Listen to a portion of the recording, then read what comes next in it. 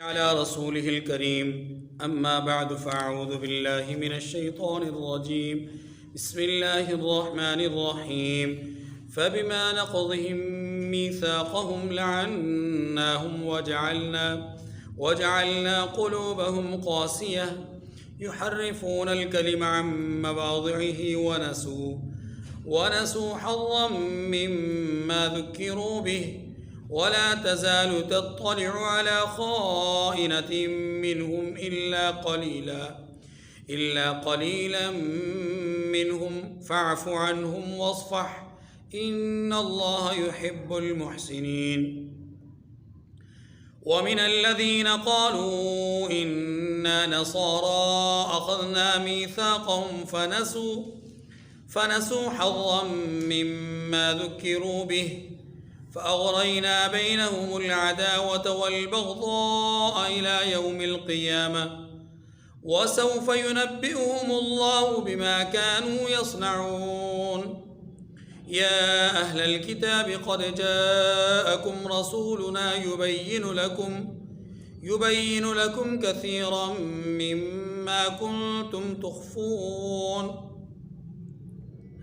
تخفون من الكتاب ويعفو عن كثير قد جاءكم من الله نور وكتاب مبين يهدي به الله من اتبع رضوانه سبل السلام ويخرجهم من الظلمات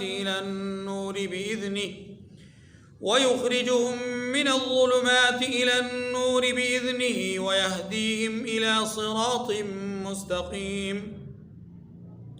لقد كفر الذين قالوا إن الله هو المسيح ابن مريم قل فمن يملك من الله شيئا إن أراد أن يهلك المسيح ابن مريم وأمه ومن في الأرض جميعا ولله ملك السماوات والأرض وما بينهما يخلق ما يشاء والله على كل شيء قدير.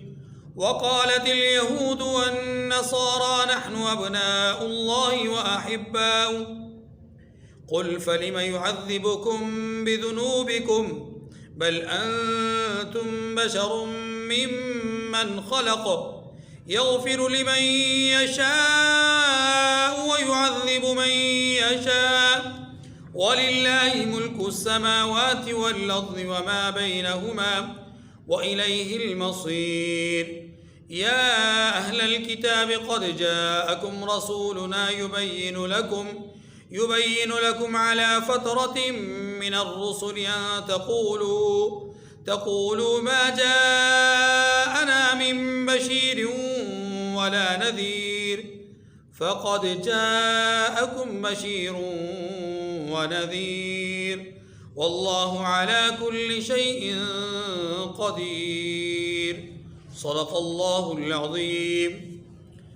سورۃ المائدہ کی آیت نمبر 13 سے آیت نمبر 19 تک 7 آیات کریمہ آپ کے سامنے تلاوت ہوئی. ان 7 آیات کریمہ میں پہلی بات یہ بیان فرمائی گئی کہ یہود اور نصارہ نے قرآن مقدس اور اللہ کے احکامات اور اللہ کے نبی کے ارشادات میں تحریف کی، جس کے نتیجے میں اللہ نے ان پر لعنت برسائی اور وہ راندہ درگاہ ہو گئے. پہلی بات. دوسری بات یہاں یہ ارشاد فرمائی گئی کہ اے اہل کتاب، خاص طور پہ نصارہ کو پہلے دعوت دی گئی کہ اے نصرانیوں، عیسائیوں، تمہارے پاس اللہ کے آخری رسول آ چکے، رسول تشریف لے آ چکے، لہذا تمہیں چاہیے کہ تم ان کی دعوت پر لبیک کہو. یہ دوسری بات. تیسری بات اسی کے ضمن میں، دوسری بات کے ضمن میں تیسری بات کہی گئی کہ اے نصرانیوں، اگر اللہ عیسیٰ علیہ السلام کو یا مریم علیہ السلام کو یا جتنی بھی مخلوقات زمین میں موجود ہیں یا جو لوگ زمین میں موجود ہیں، اگر اللہ ان میں سے کسی کو نقصان پہنچانے کا ارادہ فرما لیں تو کون ہے جو اللہ کی راہ میں رکاوٹ بنے گا؟ پھر عیسائیوں اور یہودیوں دونوں کو مخاطب کر کے، چوتھی بات، عیسائیوں اور یہودیوں دونوں کو مخاطب کر کے ارشاد فرمایا کہ تم اللہ کے محبوب بننے کا دعویٰ کرتے ہو تو تمہارا یہ دعویٰ باطل ہے۔ اس کی وجہ یہ ہے کہ محبوب بننے کا دعویٰ کافی نہیں، محبوب بننے کے لیے محبوبیت والے اعمال کرنا ضروری ہے جو تمہارے اندر موجود نہیں ہے۔ پانچویں اور آخری بات، پھر اللہ تبارک و تعالیٰ نے اہل کتاب کو مخاطب فرمایا اور ان کو کہا کہ دیکھو اللہ نے تمہارے درمیان بشیر و نذیر رسول کو بھیجا ہے، تمہارا کام یہ ہے کہ تم ان کی دعوت پر لبیک کہو، ورنہ اللہ کے لیے کوئی بعید نہیں، اللہ تمہیں تبدیل کر کے کسی نئی قوم کو پیدا فرما دے۔ یہ 5 باتیں یہاں ان آیات کریمہ میں ہیں۔ جو سب سے پہلی بات ہے، پہلے اس کو پڑھتے ہیں تفصیل سے، پھر اس کے بعد پہلی بات کو پڑھنے کے لیے آیت کریمہ کو دیکھیے، فَبِمَا نَقْضِهِمْ مِيثَاقَهُمْ لَعَنَّاهُمْ وَجَعَلْنَا قُلُوبَهُمْ قَاسِيَةً۔ اللہ پاک فرماتے ہیں کہ ان لوگوں کے عہد توڑنے کے سبب ہم نے ان پر لعنت کی، وَجَعَلْنَا قُلُوبَهُمْ قَاسِيَةً، دوسری بات، اور ان کے دلوں کو سخت کر دیا، يُحَرِّفُونَ الْكَلِمَ عَن مَّوَاضِعِهِ وَنَسُوا حَظًّا مِّمَّا ذُكِّرُوا بِهِ، تیسری بات، یہ لوگ کلمات کو یعنی کتاب کو اپنے مقامات سے بدل دیتے ہیں، اور نمبر 4، وَنَسُوا حَظًّا مِّمَّا ذُكِّرُوا بِهِ، اور جن باتوں کی ان کو نصیحت کی گئی تھی ان کا بھی ایک حصہ وہ فراموش کر بیٹھے ہیں۔ یہ 4 باتیں ہیں ان کے ماضی سے متعلق۔ 5ویں بات ان کے مستقبل سے متعلق ہے، اس کو بعد میں پڑھیں گے، پہلے غور کیجیے گا۔ پہلی بات یہ سمجھیے کہ یہ جو آیت کریمہ کا حصہ ہے یا یہ جو آیت کریمہ ہے اس کا تعلق اہل کتاب میں سے کس کے ساتھ ہے؟ یہود کے ساتھ۔ توجہ میری طرف جی، اس کا تعلق کس کے ساتھ ہے؟ یہود کے ساتھ۔ اللہ تبارک و تعالیٰ نے ان سے عہد لیا تھا، اور وہ عہد کیا تھا؟ پچھلی آیت کریمہ میں آیت نمبر 12 میں ہم پڑھ چکے ہیں۔ وہ عہد کیا تھا کہ اللہ تبارک و تعالیٰ نے یہ ارشاد فرمایا تھا کہ اے بنی اسرائیل، تم میں نے 12 نقیب منتخب کیے، اور وہ 12 نقیب منتخب کر کے تم سے یہ کہا تھا، یعنی تمہارے بزرگوں سے یہ کہا تھا، اگر تم نماز قائم کرتے رہو گے، زکوٰۃ ادا کرتے رہو گے، میرے نبیوں پر ایمان لاؤ گے، ان کی مدد اور نصرت کرو گے، اور قرض حسنہ ادا کرتے رہو گے، یہ 5 کام اگر تم کرتے رہو گے تو میری مدد اور نصرت تمہارے شامل حال رہے گی۔ یہ عہد لیا تھا کس سے؟ بنی اسرائیل سے۔ اب ساتھ یہ بھی کہہ دیا تھا کہ اگر تم یہ سب کچھ کرتے رہے تو میری مدد تمہارے شامل حال رہے گی، لئن، اگر تم کرو گے، اور اگر ایسا نہیں کرو گے تو اس کا نتیجہ یہاں بیان کیا گیا، فمن کفر بعد ذلک فقد ضل سواء السبیل۔ اس عہد کے بعد جس نے اس عہد کا انکار کیا، جس نے اس عہد کو توڑ دیا، جس نے اس وعدے کو پائمال کیا، جس نے اس وعدے کو پس پش ڈال دیا، پھر وہ اللہ کی طرف سے وعدے کا مستحق نہیں ہوگا بلکہ اللہ کی طرف سے عتاب کا مستحق ہوگا، اور اسی عتاب کا یہاں پر ذکر ہے۔ عہد شکنی بہت بڑا جرم ہے۔ عہد شکنی کیا ہے؟ یہ بڑی توجہ کریں، عہد شکنی بہت بڑا جرم ہے۔ قرآن پاک نے اہل کتاب کی عہد شکنی کو اتنا بڑا جرم قرار دیا کہ اس پر آگے جو سزائیں دنیا کے اندر آ رہی ہیں نا، وہ سزائیں کیا ہیں؟ پہلی سزا یہ ہے ان پر اللہ کی لعنت، دوسری سزا کیا ہے؟ ان کے دل سخت ہو گئے، تیسری سزا کیا ہے؟ تیسری سزا یہ ہے کہ انہوں نے دین میں تحریف شروع کر دی، یہ بھی سزا ہے۔ اللہ اگر کسی سے توفیق دین چھین لے تو یہ سزا ہوتی ہے۔ کسی کو نماز پڑھنے کی توفیق نہ دے، اسے نماز پڑھنے کی توفیق چھین لے تو بہت بڑی سزا ہے۔ اسے اپنے سامنے سجدہ ریزی کی توفیق ہی نہ دے، یہ کیا ہے؟ بہت بڑی سزا ہے۔ جسے اللہ ہدایت کی ہدایت کی توفیق نہ دے اور اسے چھین لے تو یہ کیا ہے؟ سزا ہے۔ اس لیے سمجھیے کہ نمبر 3 پہ ارشاد فرمایا کہ وہ تحریف کتاب کے مرتکب ہوئے، اور چوتھے نمبر پر کیا ہے کہ کوئی نصیحت ان پر کارگر ثابت نہیں ہو رہی، تمام نصیحتوں کو وہ بھول گئے۔ یہ 4 وہ نصیحتیں، یہ 4 وہ سزائیں کہ جن کا ان کے ماضی سے تعلق ہے۔ اور 5ویں سزا 5ویں سزا انہی لوگوں کی جنہوں نے اللہ کے عہد کو توڑا، ان کی 5ویں سزا مستقبل کے اعتبار سے بیان فرمائی گئی کہ آنے والے دنوں میں ان قریب یہ خیانت کا مظاہرہ بھی کریں گے، دینی اور مالی دونوں اعتبار سے۔ اور ہم نے دیکھا قرآن یہ کہتا ہے کہ یہود مالی اور دینی اعتبار سے خائن ہیں۔ دنیا کی سب سے بڑی خیانت والی قوم وہ یہودی ہیں، اور بدقسمتی سے ہمارا مسلمان یہ سمجھتا ہے کہ مسلمانوں سے وہ اچھے ہیں۔ وہ اچھے نہیں ہیں، وہ اچھے نہیں ہو ہی نہیں سکتے۔ جو کلمہ طیبہ کا انکار کرے وہ اچھا ہو ہی نہیں سکتا۔ اچھا وہی ہے جس نے سب سے پہلی چیز کیا؟ لا الہ الا اللہ کا اقرار کیا ہے، یہ اچھا ہے۔ اس جیسا اچھا اس سے کم تر درجے والا ہے ہی کوئی نہیں، لیکن سب سے کم تر درجہ اچھائی کا کیا ہے؟ لا الہ الا اللہ کا اقرار۔ اس سے نیچے تو اچھائی کا درجہ کوئی نہیں۔ تو قرآن پاک نے یہاں پر یہ کہا کہ یہود عہد شکن تھے، وعدوں کو توڑنے والے تھے، اس لیے اللہ تبارک و تعالیٰ نے کے لیے سزائیں سنائیں، اور وہ سزائیں کیا ہیں؟ 5 قسم کی سزائیں۔ 4 ان کے ماضی کے اعتبار سے ان کے بزرگوں سے چلی آ رہی ہیں، 5ویں بتائیے اللہ نے اپنے حبیب کو بتایا کہ محبوب آپ کے سامنے جو یہودی ہیں نا یہ خیانت کا ارتکاب کریں گے، اور یہود نے خیانت کی، حضور کی موجودگی میں خیانت کی، بہت سارے احکامات الہی کو چھپایا۔ مالی اعتبار سے تو خائن تھے، قرآن پاک نے اس کو ذکر کیا ہے، ہم سورہ آل عمران میں پڑھ چکے۔ وَمِنْ أَهْلِ الْكِتَابِ مَنْ إِنْ تَأْمَنْهُ بِقِنْطَارٍ يُؤَدِّهُ إِلَيْكَ، تھوڑا سا مال رکھواؤ تو بڑی جلدی واپس دے دیتے ہیں، لیکن تھوڑا زیادہ مال رکھواؤ ان کے پاس امانت کے طور پر تو کہتے ہیں جی امانت ہی کوئی نہیں، یہ بھی خیانت ہے۔ اللہ اکبر۔ دیکھیے فَبِمَا نَقْضِهِمْ مِيثَاقَهُمْ لَعَنَّاهُمْ، بلکہ اس سے پچھلے جملے سے پڑھیے فَمَنْ كَفَرَ بَعْدَ ذَلِكَ مِنْكُمْ فَقَدْ ضَلَّ سَوَاءَ السَّبِيلِ، اللہ فرماتے ہیں کہ پھر جس نے اس کے بعد تم میں سے کفر کیا، اہل کتاب کو خطاب کہ تم میں سے جس نے کفر کیا وہ سیدھے رستے سے بھٹک گیا۔ لیکن یاد رکھیے قرآن کا اسلوب، بارہا یہ بات عرض کر چکا ہوں، ہمیں یہ بات سمجھ لینی چاہیے کہ قرآن کا اسلوب یہ ہے کہ وہ کہتا تو یہود کو ہے، اس کا مخاطب تو عیسائی ہوتا ہے، اس کا مخاطب تو کوئی بت پرست ہوتا ہے، لیکن قطعاً اس کی مراد صرف وہ نہیں ہوتا، بلکہ قیامت تک کے آنے والا ہر انسان اس کا مخاطب ہوتا ہے کہ جو یہودی نے کیا اس کو سزا یہ ہے، تو آنے والے وقتوں میں اگر کوئی کلمہ طیبہ پڑھنے والا کرے گا تو اس کی سزا بھی یہی ہے۔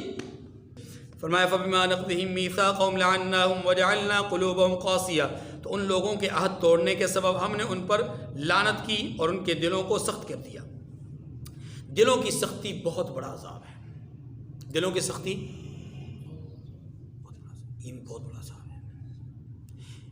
ایک ہے رقت قلبی، ایک ہے قساوت قلبی۔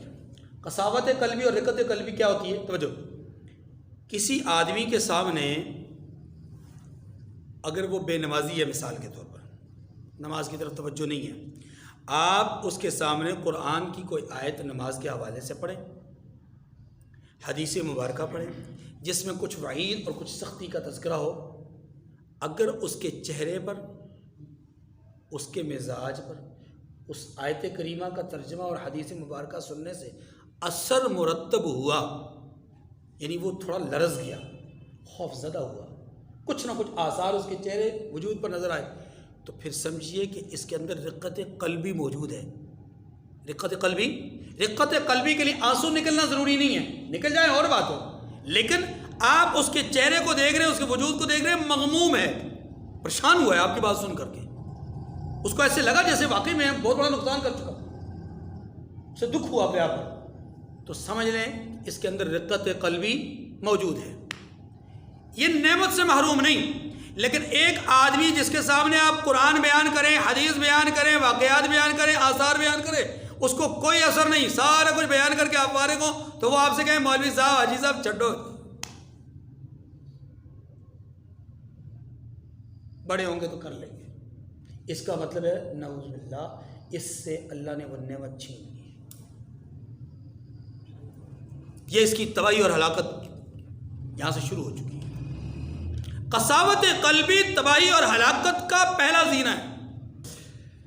فرمایا ان کو اس نعمت سے محروم کر دیا، یہ بھی ان پر عذاب ہے۔ یحرفون الکلم عن مواضعہ، اچھا جب دل سخت ہو گئے تو پھر کیا کرنے لگے یہ؟ فرمایا یہ کلمات الہی کو، کتاب الہی کو اپنے مقامات سے بدل دیتے ہیں، یعنی اب اس میں تحریف کرتے ہیں۔ پھر فرمایا وَنَسُوا حَظًّا مِّمَّا ذُكِّرُوا بِهِ، اور جن باتوں کی ان کو نصیحت کی گئی ان کا بھی ایک حصہ وہ فراموش کر چکے، یہ بھی ایک بہت بڑی محرومی ہے۔ پانچویں بات وَلَا تَزَالُ تَطَّلِعُ عَلَىٰ خَائِنَةٍ مِّنْهُمْ إِلَّا قَلِيلًا مِّنْهُمْ فَاعْفُ عَنْهُمْ وَاصْفَحْ۔ اب اللہ نے اپنے حبیب سے فرمایا کہ تھوڑے آدمیوں کے سوا ہمیشہ ان کی ایک نہ ایک خیانت کرنے کی خبر پاتے رہتے ہو، یعنی آپ کو وقتاً فوقتاً ان کی خیانت کی خبر ملتی رہتی ہے۔ بہت تھوڑے ایسے اہل کتاب ہیں یعنی یہودی ہیں کہ جن کی خبر اس طرح کی آپ کو نہیں ملتی، ورنہ یہ سارے کے سارے کیا ہیں؟ خائن ہیں۔ ان کی اکثریت خیانت کرنے والوں کی ہے، لیکن ساتھ اللہ نے اپنے حبیب کو ان کی رحمت للعالمینی اور ان کے وصف رحم اور وصف کرم کو مد نظر رکھتے ہوئے کیا فرمایا؟ فاعف عنہم وصفح، ان کی خطائیں معاف کر دیجئے اور ان سے درگزر کر دیجئے۔ ان اللہ یحب المحسنین، اللہ احسان کرنے والوں کو دوست رکھتا ہے۔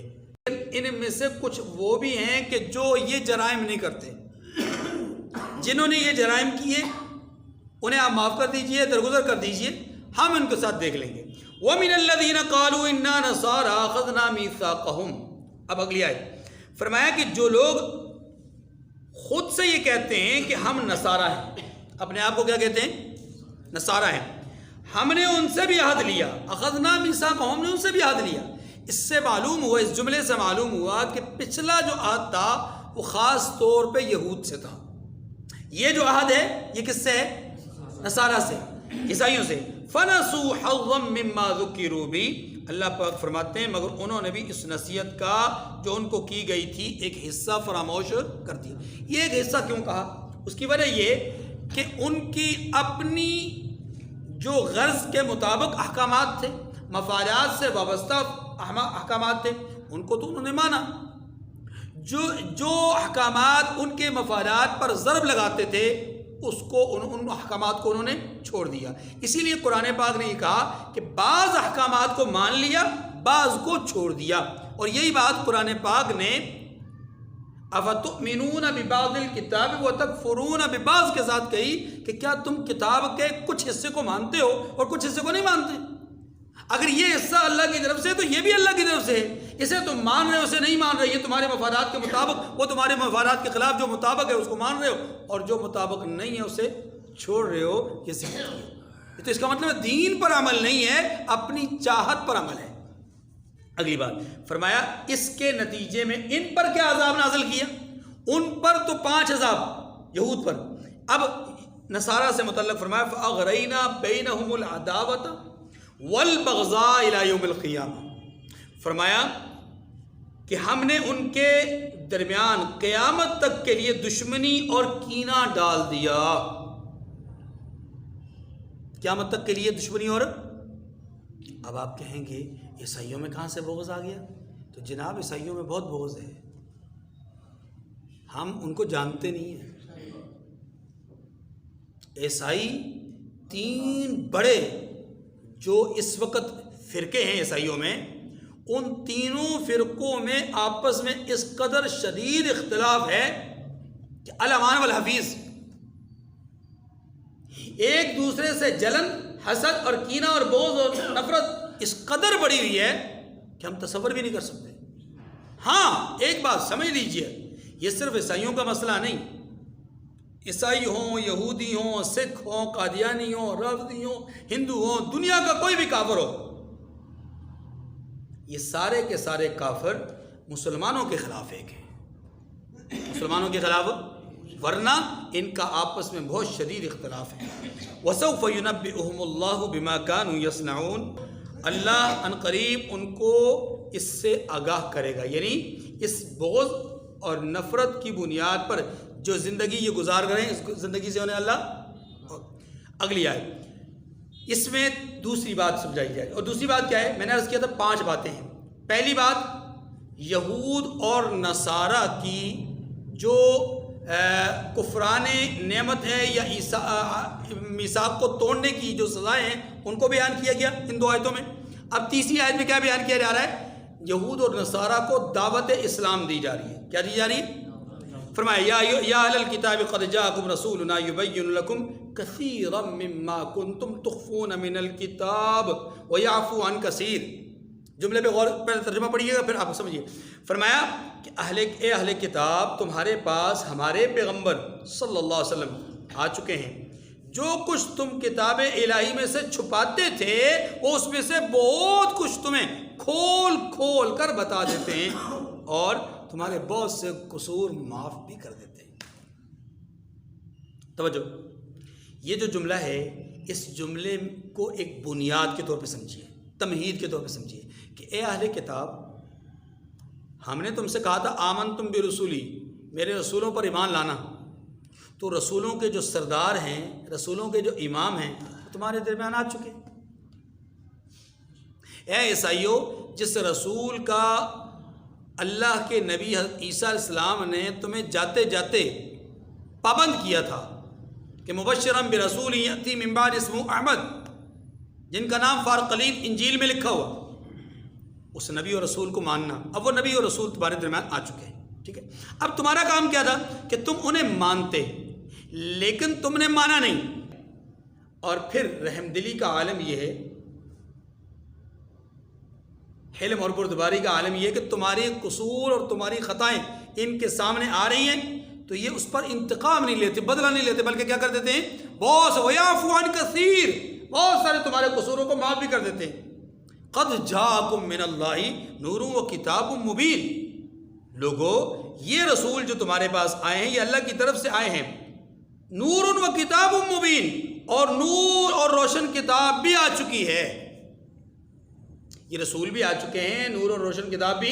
توجہ، نور اور روشن کتاب، یہ 2 جملے ہیں، یہ 2 لفظ ہیں. کیا یہ دونوں لفظ الگ الگ کسی چیز، یعنی اس کا مصداق الگ ہے یا کوئی ایک ہی چیز ہے؟ اکثر مفسرین کے نزدیک اس کا مصداق قرآن پاک ہے. بعض حضرات کا خیال یہ ہے کہ نور سے مراد رحمت دو عالم صلی اللہ علیہ وسلم اور مبین کتاب کی صفت، کتاب مبین. تو دونوں صورتوں میں کوئی تضاد نہیں ہے، یہ بات ذہن میں رکھیے گا، کیونکہ قرآن مجید میں نور کا جو لفظ ہے یہ بہت ساری معنی پر استعمال ہوا. مثلا قرآن پاک نے نور کے لفظ کو بول کر کے اسلام مراد لیا ہے، اسلام کے لیے نور. قرآن نے لفظ نور اللہ کی صفت بیان فرمائی، اللہ نور السماوات والارض. قرآن نے قرآن کو 3 سے زیادہ مقام پر نور کہا ہے، جیسا کہ پچھلی سورہ مبارکہ کے آخر میں بھی ہمارے سامنے آ چکا، یہاں پر بھی آ رہا ہے، اور بھی بہت سارے مقامات پر یہ لفظ قرآن مجید کے لیے ہے. خود قرآن پاک نے نور کا لفظ رسول اللہ صلی اللہ علیہ وسلم کے لیے بھی استعمال کیا ہے. نور کا لفظ ہدایت کے لیے بھی بولا گیا ہے. نور کا لفظ ظلمت کے مقابلے میں، اندھیرے کے مقابلے میں روشنی کے طور پر بھی استعمال ہوا ہے. تو نور کا لفظ جو ہے یہ بہت ساری معانی میں استعمال ہوا ہے. لیکن یہ بات ذہن میں رکھیے گا، اگر اس سے مراد رحمت دو عالم صلی اللہ علیہ وسلم کی ذات والا گرامی ہو تو کوئی اعتراض کی بات نہیں ہے، کوئی انکار کی بات نہیں ہے. ہم اللہ کے نبی صلی اللہ علیہ وسلم کو ہی نہیں، تمام انبیاء کو اللہ کا نور سمجھتے ہیں، اس طور پر کہ اللہ کی طرف سے وہ روشنی تھے اور روشنی کا مینار تھے. ہاں، اگر کوئی آدمی یوں سمجھتا ہے کہ یہ اللہ کے نور کا حصہ ہے، اللہ کا جز ہیں، تو پھر غلط ہے. پھر کیا ہے؟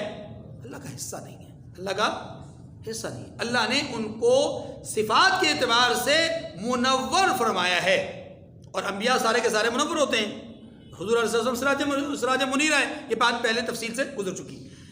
نور کو بشریت کے مقابلے میں لانا سراسر غلط ہے، یہ بات بھی پہلے گزر چکی. تو فرمایا قد جاءکم من اللہ نور و کتاب مبین، بے شک تمہارے پاس اللہ کی طرف سے نور اور روشن کتاب آ چکی.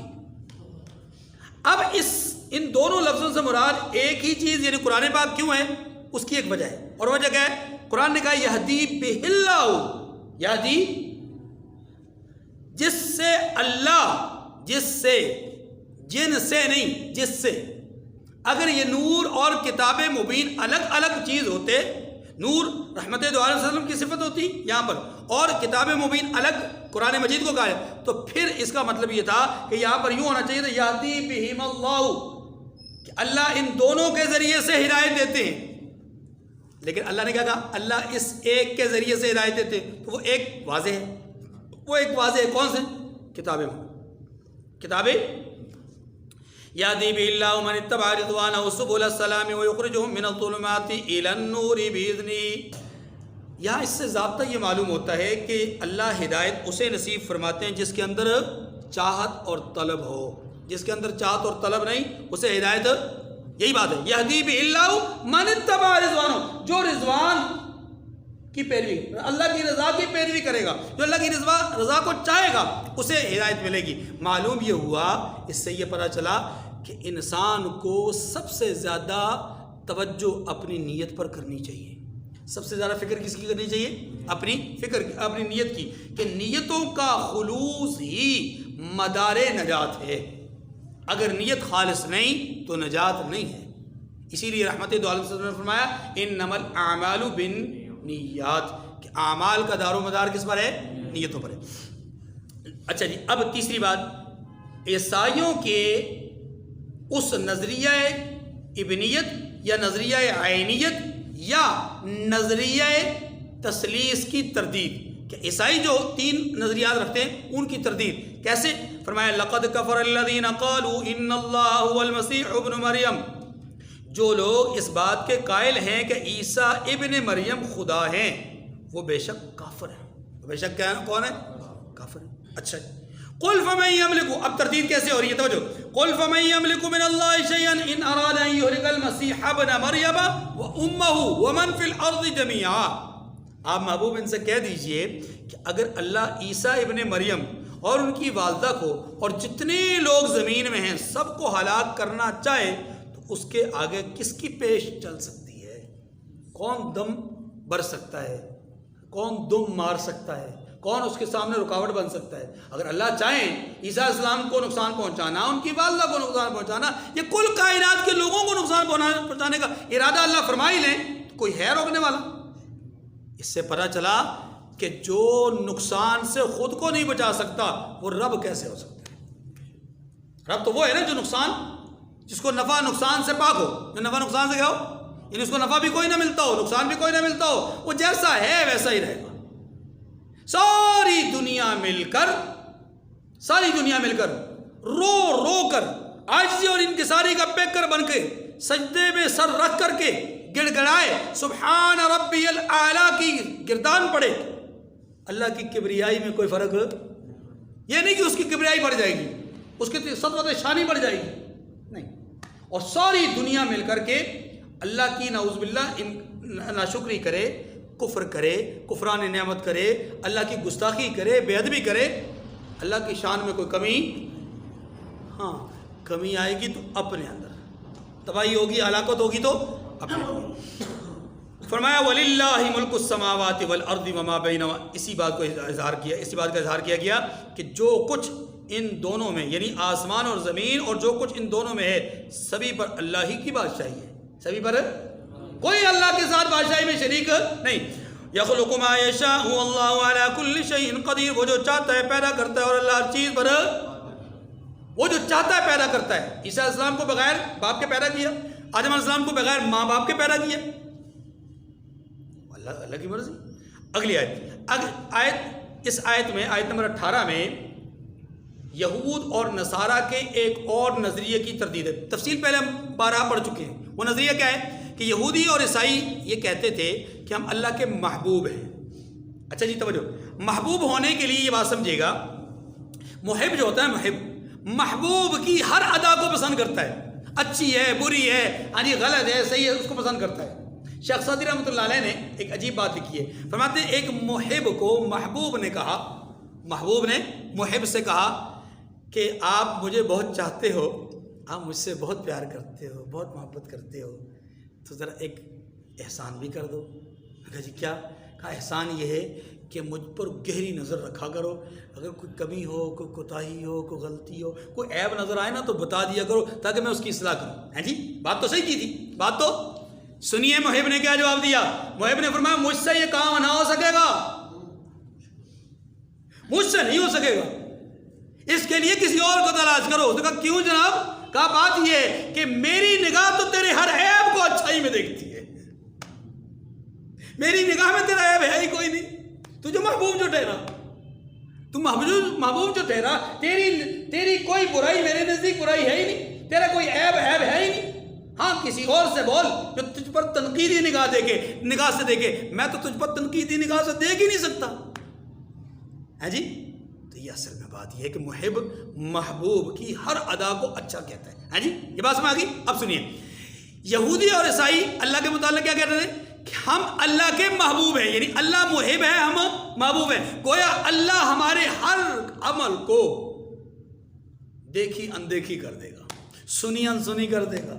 ہاں جی، اللہ نے ہمارے کسی کام پہ ہمیں پوچھ گچھ نہیں کرنی، کوئی پکڑ دکڑ نہیں کرنی۔ ہم بے باک لوگ ہیں، بے حساب لوگ ہیں، ہم تو پکے جنتی ہیں کیونکہ ہم محبوب جو ٹھہرے۔ اب اللہ کا غضبناک جواب بھی سنیے، جلال آ گیا نا، جلال آ گیا۔ فرمایا تم میرے محبوب، تم اور میرے محبوب۔ سنو، محبوب کو سزائیں نہیں دی جاتی، ہیں جی، محبوب کی پکڑ دکڑ نہیں کی جاتی، محبوب کو گرفتار عذاب نہیں کیا جاتا۔ اور تم اپنے آباء و اجداد کی ذرا تاریخ تو پڑھ کے دیکھو، کسی کو بندر بنایا تو کسی کو خنزیر بنا دیا، کسی کو کیا کر دیا، کسی کو کیا سزا دی۔ او وادی طے میں 40 سال تک بھٹکنا تمہیں بھول گیا؟ وہ بھول گیا تمہیں کوہ طور تمہارے سروں پر لا کھڑا کر دیا تھا؟ اسی کی طرف اشارہ کیا گیا، وقالت الیہود والنصارى نحن ابناء اللہ واحباؤہ۔ اور یہود اور نصارہ کہتے ہیں کہ ہم اللہ کے بیٹے ہیں اور اس کے پیارے ہیں۔ قل، محبوب آپ فرما دیجئے، فلم یعذبکم بذنوبکم۔ ہاں جی، اگر محبوب ہو تو پھر وہ تمہاری بدعمالیوں کے سبب عذاب کیوں دیتا ہے؟ ہے جی، تمہیں تمہاری بدعمالیوں کے سبب عذاب، اللہ اکبر، بل انتم بشر ممن خلق اللہ۔ نہیں، تم محبوب نہیں ہو، بلکہ تم اس کی مخلوقات میں دوسروں کی طرح کے انسان ہو، جیسے باقی انسان ہیں تم بھی انسان ہو۔ تم غلطی کرو گے تمہیں پکڑے گا، وہ غلطی کریں گے انہیں پکڑے گا۔ یغفر لمن یشاء ویعذب من یشاء، وہ جسے چاہے بخش دے اور جسے چاہے عذاب دے۔ وَلِلَّهِ مُلْكُ السَّمَاوَاتِ وَالْأَرْضِ وَمَا بَيْنَهُمَا۔ یہ دوسری دفعہ بات کہی گئی، فرمایا کہ اللہ آسمانوں اور زمینوں کا بادشاہ ہے، اور وَمَا بَيْنَهُمَا، اور جو کچھ ان کے درمیان میں ان کا بھی وہی بادشاہ ہے۔ وَإِلَيْهِ الْمَصِيرُ، اور سبھی کو اسی کی طرف لوٹ کر جانا ہے۔ آخری آیت، یہ پھر دعوت اسلام ہے۔ کیسے؟ توجہ، یہ اہل کتاب خاص طور پر اور عمومی طور پر تمام مشرکین مکہ سب کے لیے دعوت فکر ہے۔ کیسے؟ اس طور پر کہ بتایا یہ گیا کہ اے اہل کتاب، تم دیکھو تمہارے نبی اور رسول صلی اللہ علیہ وسلم کے درمیان ایک عرصہ ہو چکا کہ نبوت نہیں چلی، اور یہ عرصہ کتنا ہے؟ 577 سال بعد اللہ کے نبی رسول اللہ صلی اللہ علیہ وسلم اس دنیا میں مبعوث ہوئے۔ ان سے پہلے عیسیٰ علیہ السلام اس کائنات میں آخری رسول تھے۔ ایک لمبا عرصہ گزر چکا، رسول کوئی نہیں آیا، بشیر کوئی نہیں، نذیر کوئی نہیں۔ اب جب یہ آ چکے تو تمہیں تو چاہیے تھا کہ بخوشی خوشی قبول کر لیتے، کیونکہ تم نے تو لطف ایمان چکھا ہوا ہے، لطف ایمان ہے۔ اور مشرکین مکہ کو دعوت کیسے دی جا رہی ہے کہ اے مشرکین مکہ، تمہارے اور اس رسول کے درمیان میں تو ایک عرصہ گزر چکا۔ کتنا عرصہ پتہ ہے؟ 1600 سال۔ 1600 سال پہلے حضرت اسماعیل علیہ السلام آخری نبی تھے جو عربوں میں آئے تھے، اور یہ انہی کی اولاد میں سے ہے۔ دیکھیے، فرمایا یا اہل الکتاب، اے اہل کتاب، پیغمبروں کے آنے کا سلسلہ جو ایک عرصے تک منقطع ہو چکا تھا، قد جاءکم رسولنا یبین لکم علی فترۃ من الرسل، اب تمہارے پاس ہمارے پیغمبر آ چکے ہیں۔ جو ایک عرصے تک سلسلہ رکا ہوا تھا، اب وہ سلسلہ ہم نے ختم کر کے اس رسول کو دنیا میں مبعوث فرما دیا۔ یہ تمہارے پاس ہمارے احکامات بیان کرتے ہیں. ان تقولوا ما جاءنا من بشیر ولا نذیر، یہ رسول اس لیے بھیجے تاکہ تم یہ نہ کہو کہ ہمارے پاس کوئی خوشخبری سنانے والا اور ڈرانے والا آیا ہی نہیں. فقد جاءکم بشیر و نذیر، سو اب تمہارے پاس خوشخبری سنانے والے اور ڈرانے والے یہ نبی تشریف لے آئے ہیں، لہذا تمہیں چاہیے کہ ان کی دعوت پر لبیک کہہ دو، ورنہ سنو تمہارے آباء و اجداد کو بندر و خنزیر بنایا تھا، اللہ آج بھی قادر ہے. واللہ علی کل شیء قدیر. یہ اس آیت کریمہ کے آخر میں یہ جو صفات ہے نا، یہ اس بات کی طرف اشارہ ہے کہ تمہاری قوت کوئی قوت نہیں، تمہاری طاقت کوئی طاقت نہیں، اللہ کی قدرت اصل ہے. اللہ کی قدرت، اللہ تعالیٰ مجھے اور آپ کو سمجھنے کی توفیق نصیب فرمائے. وآخر دعوانا الحمد للہ.